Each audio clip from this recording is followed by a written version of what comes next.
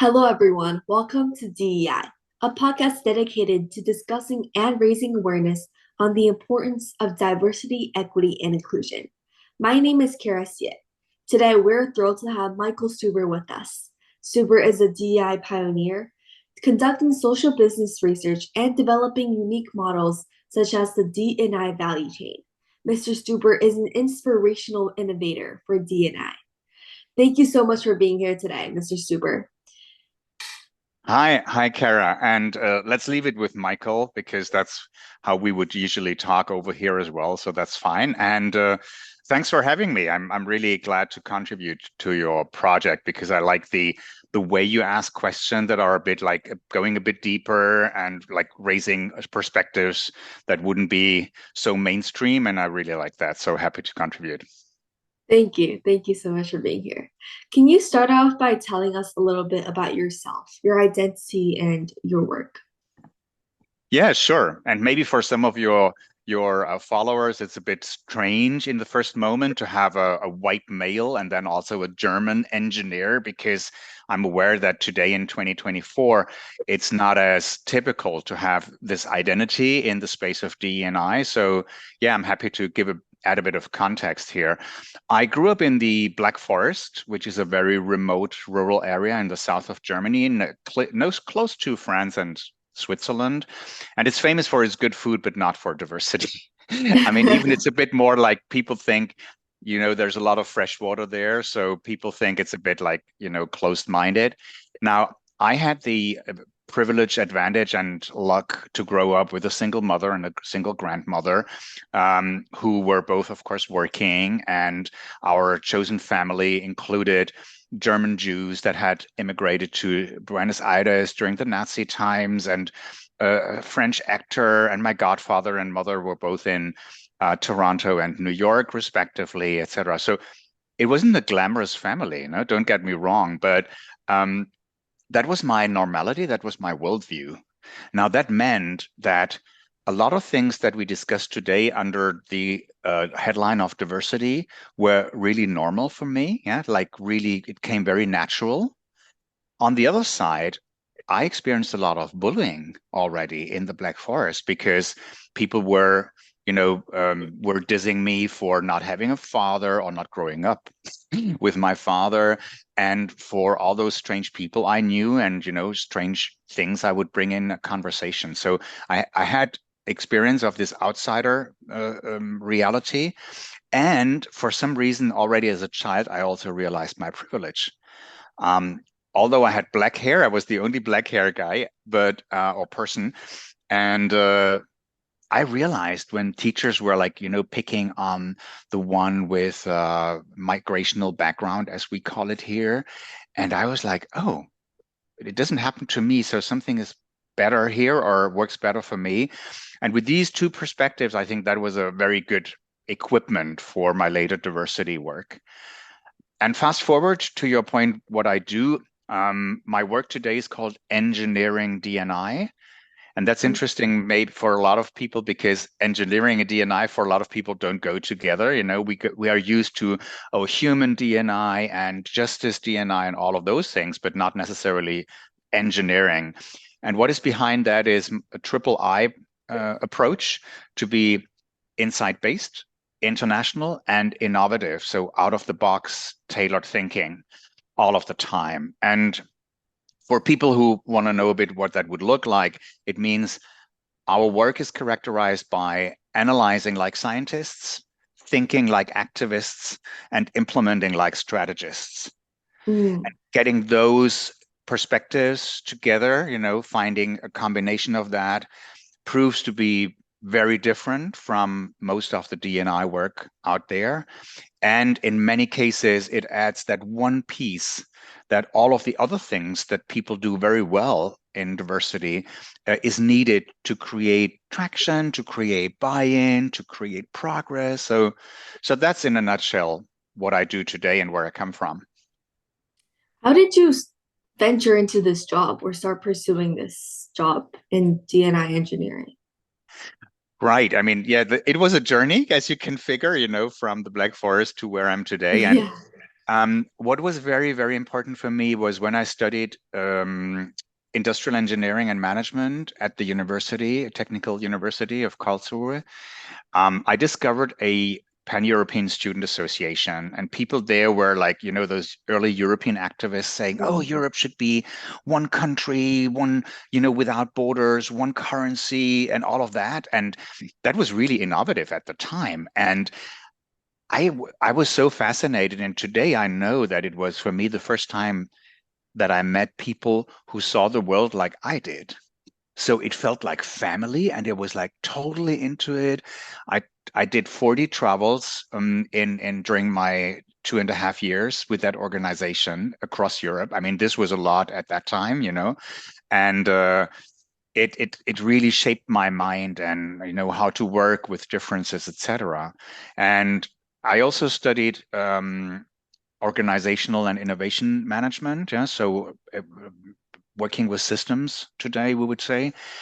And then later I combined that when US companies were starting to bring their diversity work over to Europe.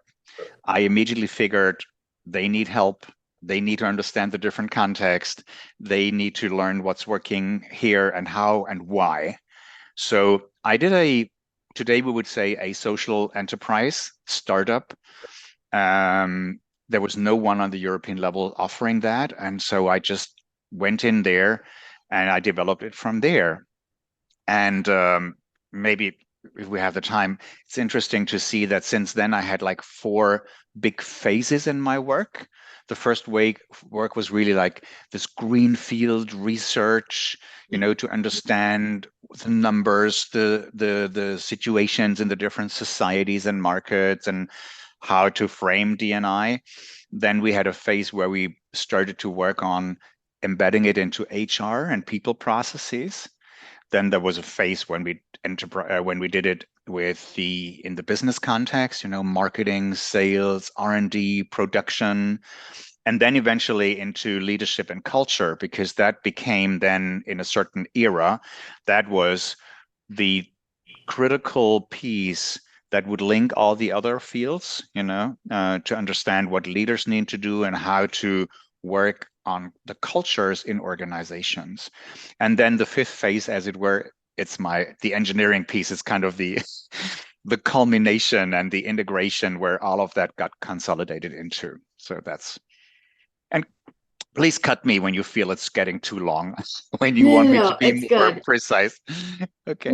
I love your precise answers because it really fascinates me how everything you've gone through kind of ties in together and helps you form this thing that actually helps lead the world. Because we don't have a lot of startups like this, I think, that focuses on this specific goal. Um, I've seen one of your models that says you have said that their versus um us model no longer works in your work. Can you elaborate on this concept of innovation in DEI? Yeah, and that's maybe a good example for you, what you just said, that um, my work is different because I have that long-term perspective, and many others, they have developed like a social enterprise on one specific element, and that's very good, and they are very good at that. Mm. Now, my maybe advantage is that I see the long term and the bigger picture because we've approached that from so many angles. And that's why we actually have seen over the recent years, we've seen this polarization more and more, like accelerating, where DNI is now populated a lot by accusations. This group accuses the other group for that, and this group accuses that group for something else, and it all feels like a fight and a very disruptive climate, actually, where people do not listen, where people do not explore everybody else's perspective and how they can create something together, that would be good for everyone, like the big win-win, thing that we talked about for so long. And I think from my perspective, this has occurred mostly for two reasons. One is I think the DEI community did not always realize how strong some of their messages were. like starting a conversation with a company saying like, oh, I've seen that on your board, there is only one woman and one person of color. How is that? And don't you think that's too little, and how do you plan to progress that? I mean, it's totally relevant to raise that question. However, I think for decades, people have used that as the opening question. And we shouldn't be surprised that people over time got a bit annoyed by this normative approach. And I think this was one thing that created this separation, which later became a polarization. And in the US, you will know the Google memo case. It's a few years back, and it was a very famous case where someone inside the organization created a big pamphlet of critique about DE&I and all of that. And people were never, I mean, there was a lot of talking about it, freedom of speech, et cetera, et cetera. People never ask, why did it happen in the first place? Why would someone invest all that energy to criticize? And we analyzed it and we found that it was a bit because there was too much pressure from the one side. Now, the other thing that led to this they versus us thing that is really problematic today is, and I have to say it out loud, I mean, it was the Trump electional campaign where he started to be very, very explicit in his criticism of migrants or ethnic minorities or racial minorities, LGBT issues. He mocked person with a disability on stage, and things that were so out of this world that I thought like, oh my God. And the effect that we saw is that a lot of people suddenly thought it was okay Right. to say things that were never thinkable before. And it has created a whole wave of very inappropriate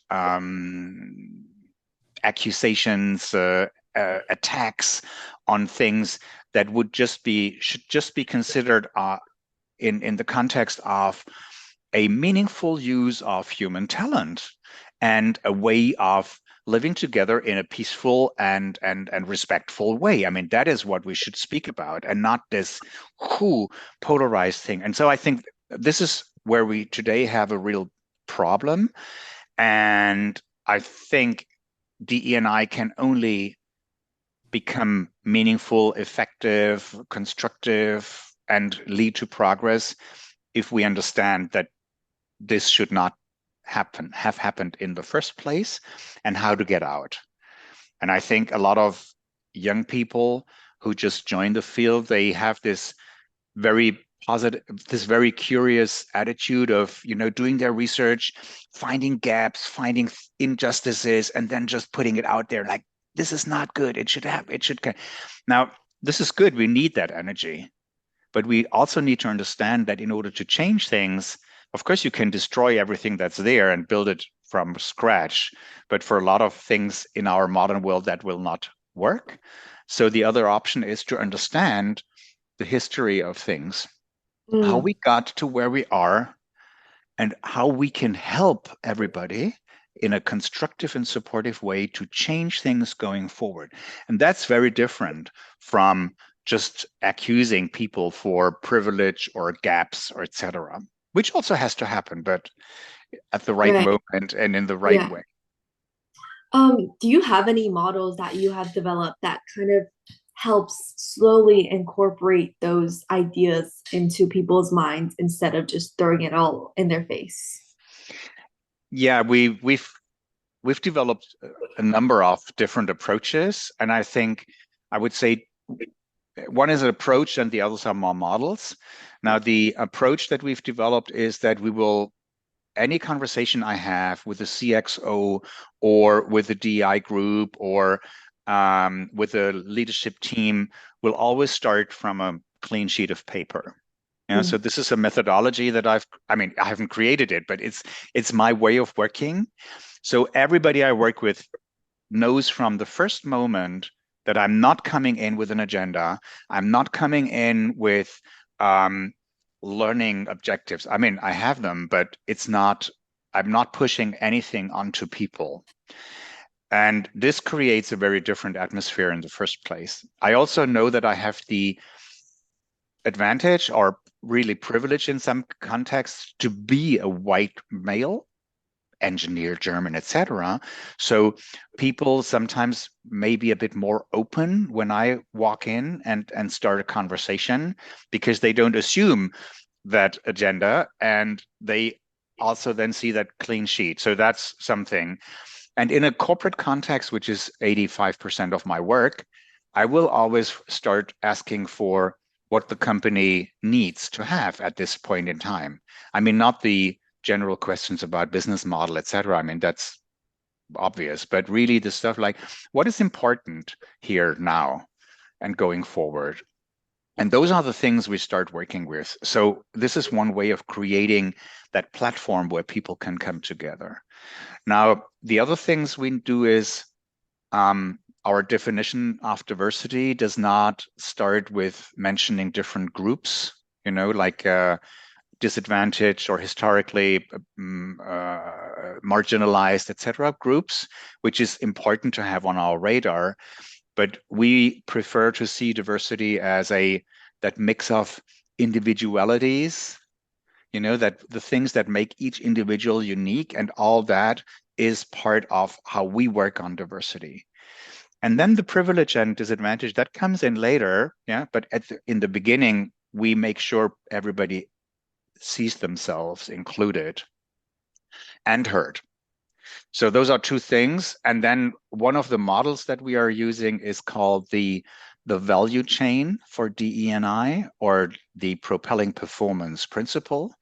And that is something specifically for the corporate world, but it works in some nonprofit contexts as well. And that's where we describe in an evidence-based way that diversity should not be regarded as, the final goal, where we then stop, but it's more for us, it's the starting point. It's the Right. starting point from where people can then use open-mindedness individually and in teams and in organizations, and then inclusive processes and behaviors to eventually create something positive for the organization and the individuals.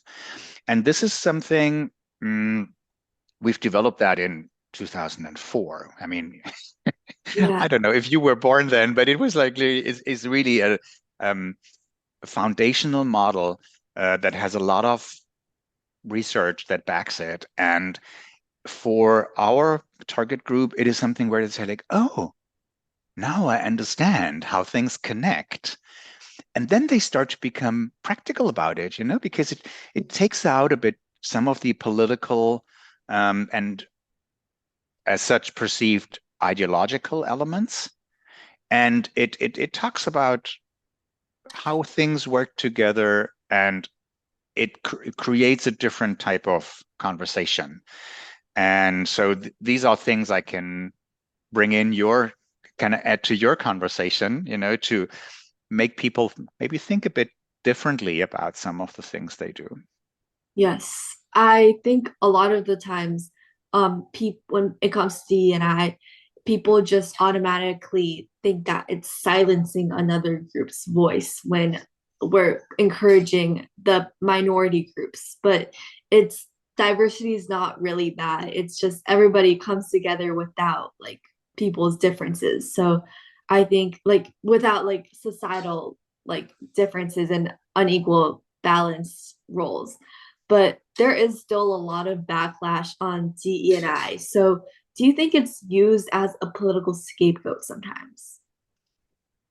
Not sure about scapegoating here, but and I think I know where you come from, seen from a US perspective. I mean, what I do see is, and that's also relatively new, is that it's sometimes instrumentalized,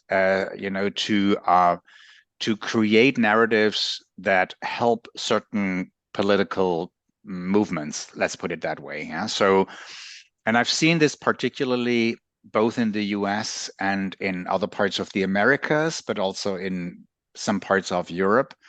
Um, and I would even say in EMEA, that especially the nationalist or protectionist, so very right movements that in this, let's call it political ideology, you have traditionally this understanding that, okay, men should be doing this and women should be doing that, and LGBT is not good for our understanding of nation, and then they have certain understandings of generations, and of course they are very typically against all types of migration. They are very critically looking at racist heritage and dynamics in societies, etc. So in short, it's very often that's racist, sexist, homophobic, and a lot of other things. And what we've seen, and I would say again, that was since Trump's electoral campaign, is, and similarly in Europe, it's not the only one. I mean, Right. what we've seen is that from this angle, DEI, or currently in the US, wokeism is used as a way to raise their own profile.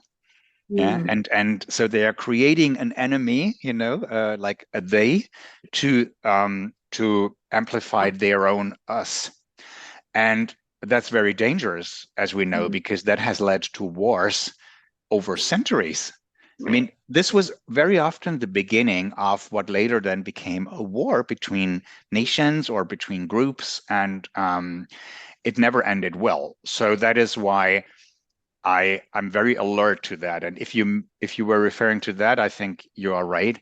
What we've seen in Europe, for instance, was that the LGBT plus rainbow was used it was politicized in a way that, the some football association suddenly claimed that having a rainbow somewhere is a political statement. And then we all go like, why is that? I mean, why do you say that in the first place? And where's the political aspect? I mean, it's a societal, an important sign for an amplified group. Back to what you said earlier, I think it's still important to amplify voices of people who were not as heard before. Um, the question is the dosing, so that you still listen to some others as well. I mean, that's maybe the secret there. So they started to make this very political, and really created a narrative that then led to a big discussion, and a lot of people thought, yeah, it's actually political and we shouldn't do that. And I was like, no, we should do that. Like we should be uh, campaigning against war and against exclusion and against a lot of things, and including here. And so, yes, so there is a dynamic and there is an element that we must be aware, because it's not just, and I insist, it's not just this, oh, it's just nurturing my own political narrative. We know what happens when that grows, and that's Yes. what we should be very alert to of. Yes.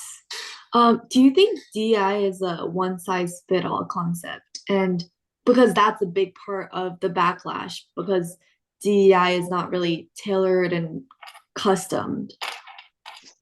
Yeah, and what we just said is maybe an example. I think we have to understand that speaking about DEI in a political environment is something different than talking about it in a societal environment or educational environment or policing environment, which is a big topic in the US, or in a globalized environment as we see in corporations, etc. So absolutely, I think this is very critical that we see the different contexts, and to that end, it cannot be a one size fits all approach. However, what I said earlier, and this may surprise a lot of your followers, I think it also has to be a one size fits all approach, in the way that we have to construct DE&I, the whole model, in a way that everybody sees themselves represented, that everybody sees how they can contribute, and everybody sees how they will benefit. And I insist, including those who have unearned privilege from the past, also they have to see what's in it for them. If we don't manage to bring all that together, there is no way forward. We will stick with this constant fighting and accusations, and nobody will see the progress they want. So I think that's really, really important to change that bit and make sure that there is that one place where it is a one size fits all, but in many other cases it cannot be. Right. Um, how do you really make DNI more easily adoptable by those who are bent on opposing it? Because in some way, I feel like the case has not been made for DNI that, um, like for example, Harvard Michael Porter in 2008 made the case for or explained like doing good benefits corporations. So corporations started making like impact drives, they started doing good social work. So this case hasn't really been made for DNI how being profit like how this can profit companies. So how do we kind of advocate for this and how do we make this more acceptable for corporations and other people? Right. it's it's interesting you say that the case hasn't been made, because I think it has been made, but that let's compare our perspectives. Mm-hmm. Now, what we see a lot is when I talk to companies and I start to raise the business case, they shoot off like, "Oh yeah, but that's clear," and then they just open this, Harvard Business Review, which I consider a bit like yellow press, because they're very catchy and a bit superficial, although it appears to be very robust. For me, there are often lacking important perspective. So you will find in Harvard Business Review, you will find tons of articles saying, this is how DEI makes better for better performance, better decision making, better, stock price development and all of that. So there's a lot of literature that suggests there is a business case, and many companies use just those headlines and those very superficial surveys or simple studies to say it is there. Now, the problem with that is that it's not convincing people who are critical about it, because they immediately see that those analysis oftentimes are not comprehensive, they're not valid, they're not reliable, they were not checked against statistical bias, etc. So what we did starting in 2005, we partnered with a university and we started the first business case research project, global. And we went out to look for scientific or empirical studies that looked at the business benefits of D&I. And we found about 200 globally. And then we checked them against our criteria that I just mentioned, reliable, valid, checked against statistical bias, etc. And we ended up with 60, 60. And we summarized those 60 each on one page, and we put them into a report, and we published the report. I mean, we offer it for purchase because we needed to refinance our investment. And then after 2 years, we went back and we did the same research, and the report grew to 90. And after 2 years, we did the same, and the report grew to 135. Cutting the story short, today the report includes 255 studies. So it's 300 pages. If you were to print it, it would be a big thing.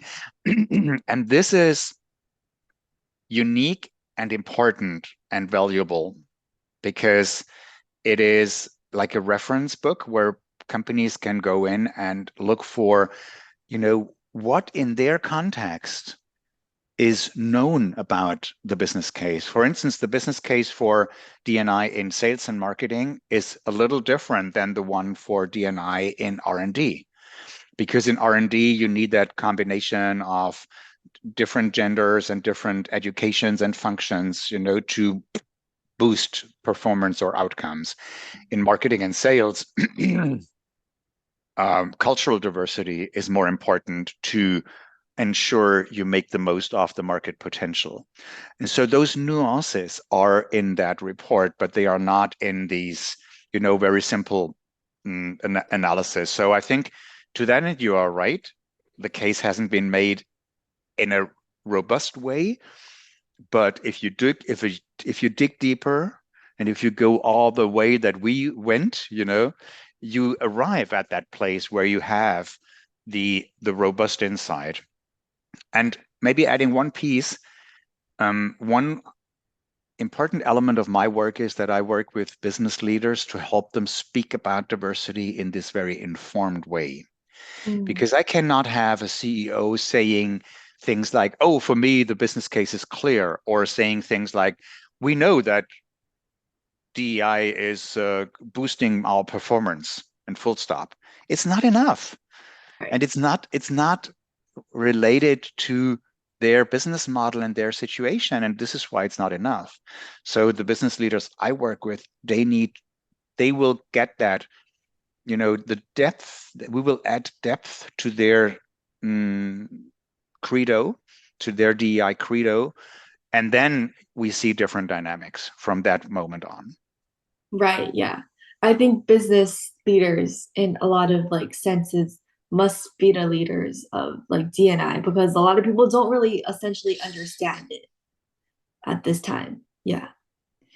Um, what unique perspectives or objectives and goals of DEI do you see that we should take an approach to this decade?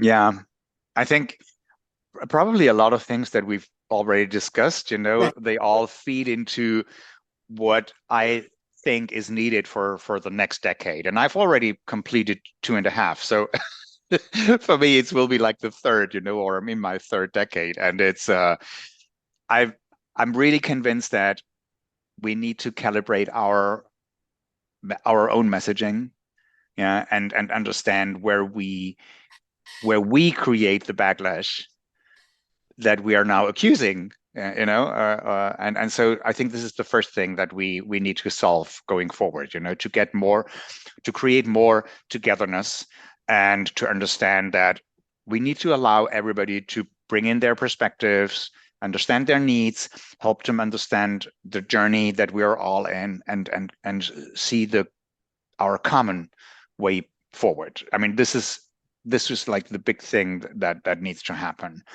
And on the next level, I think we need to um, we need to understand that in different arenas, we need to do different things. So, for instance, the political arena, we need to understand that it has to be more differentiated than ever before. That's the place where inclusivity has to happen in a visible way and down into all the mechanisms that politics can influence. Yeah, so there is a lot of opportunity there, including in the US, I have to say. I mean, a lot of people around the world think the US is the most advanced country in DE&I. I think the recent past has put some question marks on that. And I just want to, flag it out because a lot of people don't dare to. So I think, for instance, the two-party system is very problematic in today's democracy because it doesn't reflect the reality in Mhm. society and the voting base. So, and in Europe, some countries struggle with that because many countries now have 5, 6, 7 parties, and of course that makes things more complicated, but it makes it more appropriate, Right. being reflective of societal reality. So that's one example. But also in education and many of those fields, I think we need to make sure that a lot of people will learn a lot more about DE&I, including all the historic elements. And I'm very grateful for, if I may say so, for your generation, to bring many more of those things to everybody's attention. Because in my generation, most of those things were only known to a very small group of particularly interested people. And so I think there's a lot of room, in education, but then also the media to make sure a lot of more more people know about things in a more in-depth way, Right. because that will shape their understanding and hence how they think and act about certain things. And in the corporate field, I think we really need to go back to the business case and make organizations see that it is in their interest to work for DE&I, just as it is in their interest to work for sustainability, et cetera. Yeah? So it's a business case. Now, a lot of people then accuse me to say, oh, but we don't want to be a resource. We don't want to be included or integrated for business reasons. We want to be there because it's a matter of justice and human rights, Right. etc. Now, I agree, but I also see Mhm. that I will win companies and corporate leaders with the business case narrative. This is how I get them on board. And companies are there to make money and they have strong voices. So I have to help them to see their interest in their intrinsic motivation in the Right. topic, because that will then also spur business leaders, for instance, to speak up publicly. I mean, this has happened in Germany now for the first time. And I mean, Germany with its Nazi past, we have a specific heritage and responsibility. And when I hear business leaders for the first time to say things that, like racism isn't good for the country and not good for, and they actually accuse right-wing politics, I go Mm. like, wow. And you do this consistently as a business Yes. leader. They are not getting political. They just say, for me as a CEO of XYZ Incorporate, you know, um, I don't have an interest in that. And I go like, yeah, this is what I want from business leaders, including in the US. I want business leaders from the US to speak up and make clear that nationalist protectionism may be good for some small ones, but for the big corporations, it's just not gonna work because they are already part of this globalized world. They rely on all that collaboration. They rely on talent from everywhere. They cannot live with some of the ideas that have been recently put out there from one of your parties.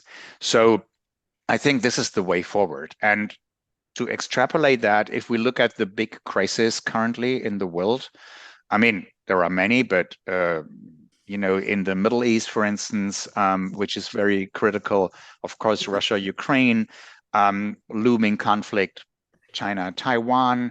I mean, the Americas are now relatively silent, but now we have the issue with Guyana, and they Yeah. want to acquire something because they never accepted a treaty from back then, etc. This is dangerous. This is dangerous, and DE&I can help.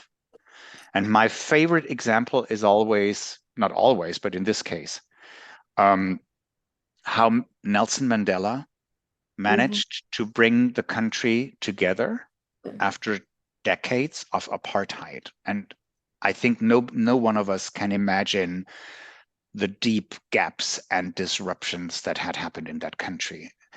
I had the privilege to work there for 2 years. I mean, not constantly, but uh, back and forth.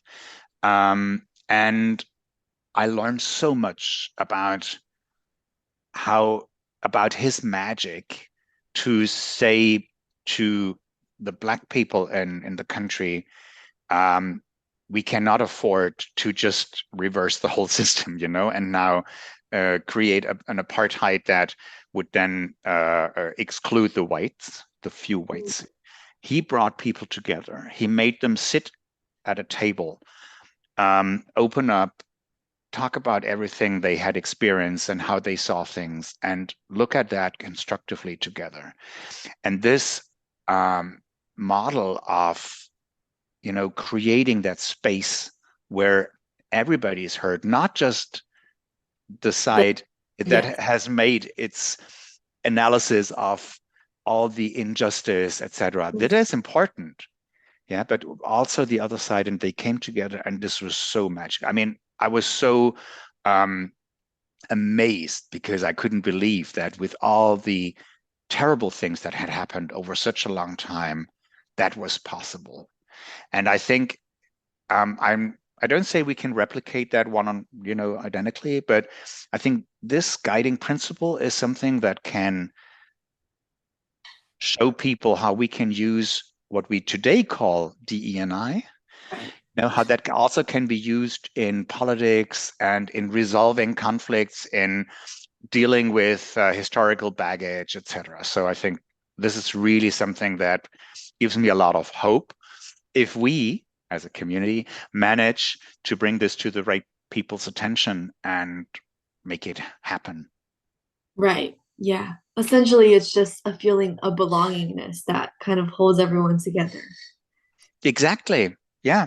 Right. Exactly. That's the word that I was actually not mentioning, but you added it, and it's so correct, because this is what then happens, when Mhm. you create those different formats and you open the doors and you allow people to, that's the belonging for everyone. Yeah. Thank you for adding it.